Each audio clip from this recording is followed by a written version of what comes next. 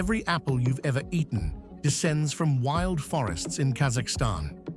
This is the apple tree, Malus domestica, humanity's most beloved fruit tree, rooted in Central Asian soil and cultivated across every temperate continent on Earth. There are over 7,500 known cultivars of apples worldwide, bred for eating, cooking, cider, and ornament.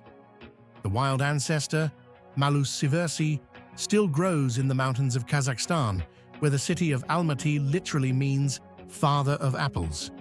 Apple blossoms open in spring as clusters of white to pink petals, providing critical early-season nectar for honeybees, bumblebees, and solitary bees.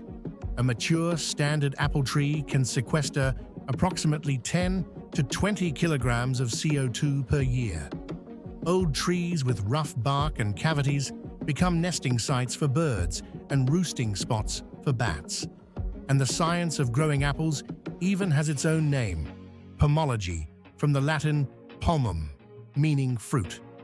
Plant during dormancy, from late autumn to early spring, in well-drained loamy soil with a slightly acidic to neutral pH. Give your tree full sun, at least 6 to 8 hours of direct light each day, and always plant a second compatible variety nearby because most apples need cross-pollination to set fruit. Do keep the graft union 5 to 10 centimeters above the soil and prune every year to encourage airflow and healthy fruiting.